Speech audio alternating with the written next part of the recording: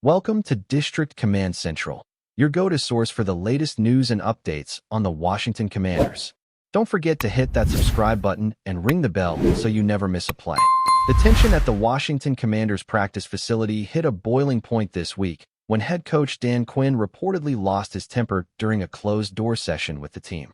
Sources close to the situation claimed that what began as a routine scrimmage spiraled into a heated confrontation between Quinn and one of his players, a moment that insiders are calling the breaking point for the coach's patience.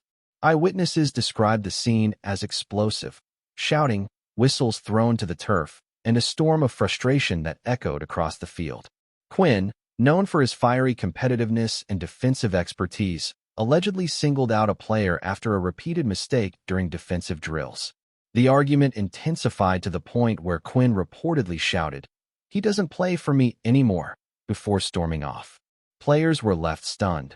Staff members exchanged nervous glances, and even veterans were caught off guard by the intensity of the outburst. For a team trying to build discipline and unity under new leadership, this was not the kind of attention they wanted. Rumors are swirling, and fans are already speculating about who the player might be and what this means for the locker room's chemistry moving forward. As the dust settled, whispers began to circulate among players and staff, painting a picture of a locker room walking on eggshells. Some teammates reportedly tried to calm Quinn down afterward, while others quietly sided with the unidentified player, claiming that the coach's reaction was disproportionate to the mistake. It's not the first time Quinn's fiery style has made headlines, but insiders suggest this particular episode felt different, more personal, more final.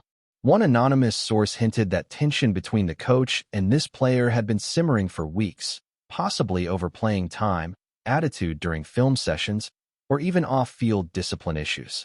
Quinn, who has prided himself on creating a brotherhood atmosphere wherever he's coached, might now find himself facing the very culture crisis he's worked so hard to prevent. Team executives were reportedly informed within hours of the blow-up, though no official comment has been made. Still, the story is spreading fast across social media, with fans dissecting practice footage and player reactions in search of clues.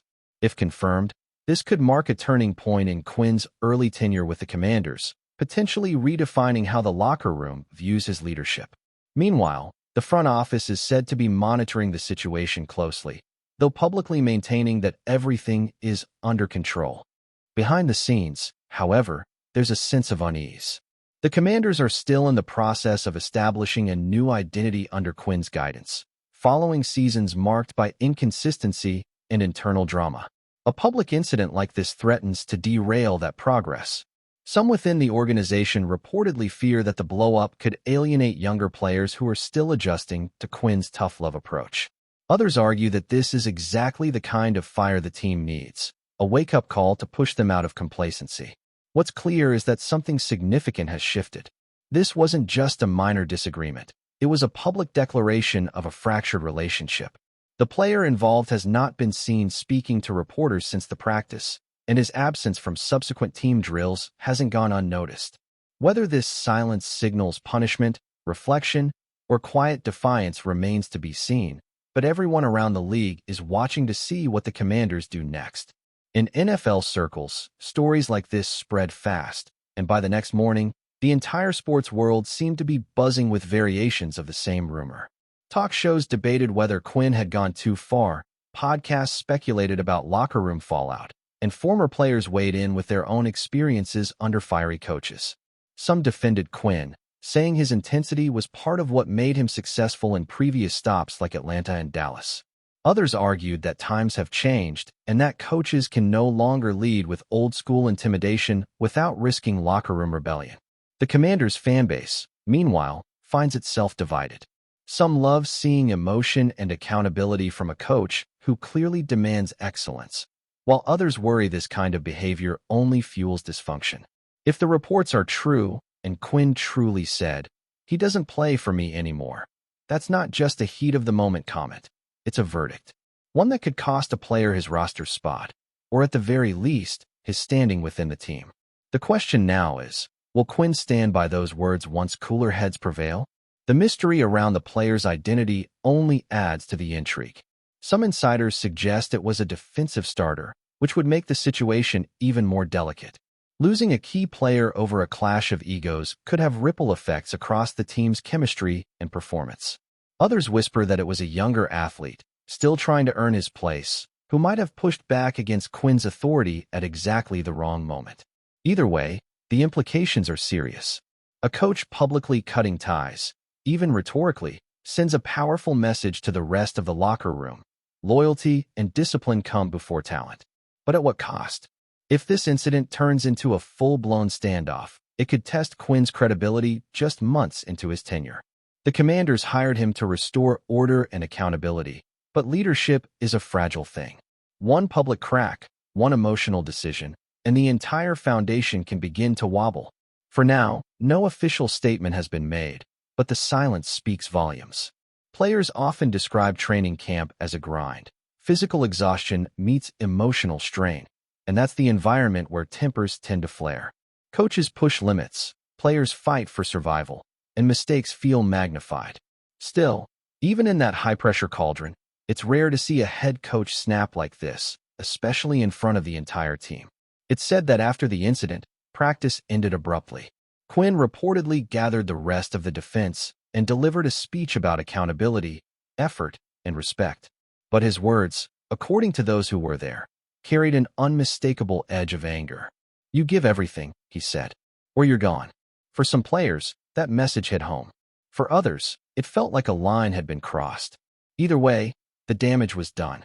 Trust, once shaken, is hard to rebuild. If Quinn truly meant what he said, if that player doesn't play for me anymore, then we might be witnessing the first major internal crisis of the Commanders' new era, and perhaps a defining moment for Quinn's leadership itself.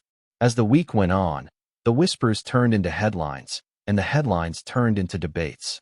Reporters camped outside the Commanders' facility, hoping to catch even a glimpse of the player rumored to be in Quinn's crosshairs. Yet, curiously, the organization maintained total silence. No denials, no confirmations, just a steady stream of no comment. That silence has only fueled speculation.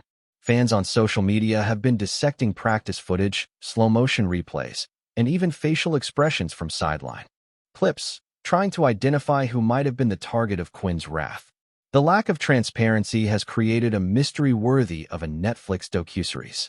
Meanwhile, sources claim that team captains have been working behind the scenes to mediate, attempting to cool tensions before the situation explodes any further. Some insiders say that a private meeting between Quinn, the player, and team executives did occur, but whether peace was made or just postponed is anyone's guess. One thing is certain, this story has legs, and it's walking fast.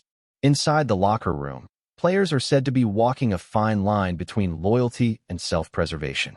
No one wants to get caught in the crossfire between a head coach and a teammate, especially when the power dynamics are so clear. Yet, according to sources, there's a sense of empathy toward the player involved. Several teammates reportedly felt that the confrontation was avoidable and that the frustration had been building from both sides for weeks. Quinn's demanding style has always been intense, but for some, it's bordering on suffocating. The NFL is filled with big personalities and fragile egos, and sometimes, that combination becomes combustible. It's worth noting that Quinn's reputation around the league is largely positive. He's respected, passionate, and deeply knowledgeable. But even the best coaches can reach a breaking point. Perhaps this was his. Or perhaps it was the moment his players realized that his fire, while motivating, can also burn. Whether that realization brings the team closer together or drives them apart will determine how the Commanders' season unfolds.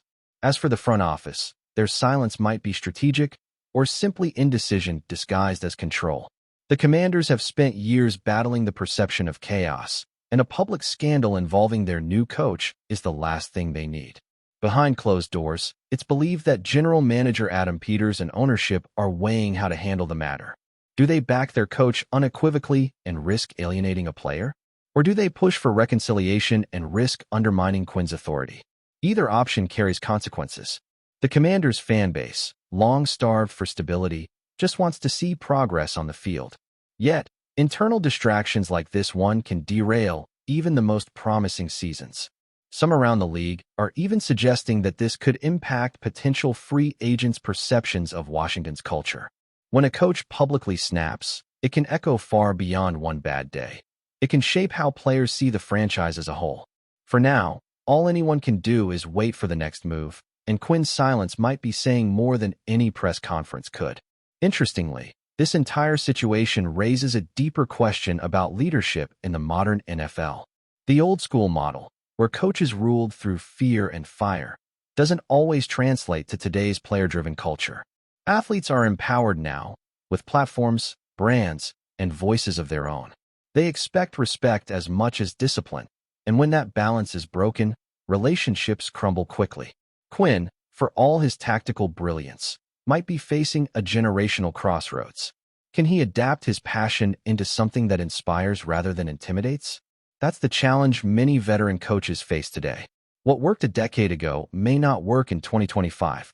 The Commanders' locker room is a microcosm of that shift, a place where accountability meets emotion, and the outcome depends on communication more than confrontation. If Quinn can harness this storm, it could become a rallying point. But if he doubles down on old habits, he risks losing not just one player, but the locker room's trust altogether. If you're enjoying the coverage, make sure to smash that like button and drop a comment with your thoughts on the Commanders' latest moves. We want to hear from you. In the meantime, fans are left to interpret every gesture, every quote, and every social media post. Some claim they've already identified the player in question, pointing to recent absences and subtle changes in body language. Others insist it's all overblown, that the media is manufacturing drama where there's none. But perception is reality in the NFL, and once a narrative takes hold, it's hard to shake.